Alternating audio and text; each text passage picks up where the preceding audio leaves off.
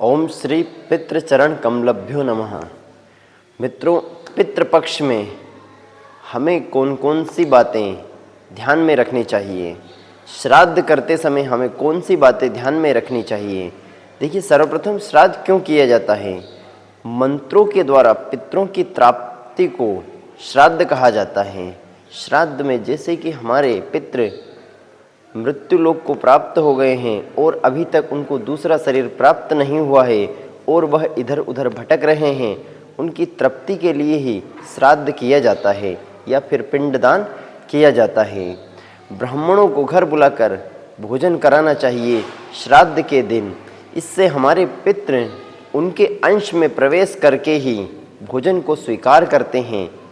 गौ और कौवों को भी भोजन कराना अति आवश्यक है श्राद्ध पक्ष में।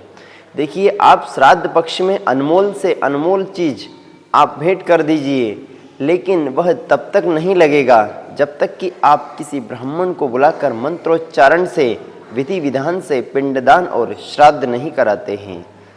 उसके पश्चात यदि आप श्राद्ध करने का, देखिए, सबसे जो श्रेष्ठ जगह है वह गया जी, पुष्कर और प्रयागराज और हरिद्वार, यह बड़ी ही शुभ और अच्छे घाट माने जाते हैं। तो हमें इन जगह पर जाकर अपना श्राद्ध पक्ष, अपने पितरों का श्राद्ध पक्ष कराना चाहिए। इसके बाद आप देवालय, गौशाला और किसी नदी के तट पर भी श्राद्ध पक्ष या पिंडदान कर। पक्ष में जब भी हम श्राद्ध करने बैठें तो यह 7 चीज़ें बिल्कुल पवित्र होनी चाहिए: शरीर, मंत्र, मन और ब्राह्मण, द्रव्य, स्त्री, यह चीज़ें बिल्कुल पवित्र होनी चाहिए। इससे हमारा श्राद्ध पक्ष पूर्ण रूप से सफल होता है। और यदि हमारे पितृ जिनकी मृत्यु हो चुकी है, यदि अभी तक उनका श्राद्ध नहीं हुआ है और ना ही हमें पता है कि उनका श्राद्ध या फिर उनकी मृत्यु किस तिथि को हुई थी, तो ऐसे पितृ का हमें अमावस्या के दिन ही श्राद्ध करना उचित होता है।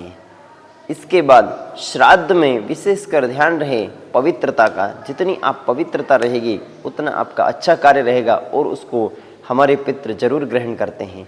यदि आपके पितृ किसी चीज़ को या अभी तक उनका श्राद्ध नहीं हुआ है तो ये मान के चलिए आपके घर में कई प्रकार की समस्याएं, कई प्रकार के व्यवधान, ऐसी समस्याएं आती रहेंगी, क्योंकि पितरों की तृप्ति अति आवश्यक है।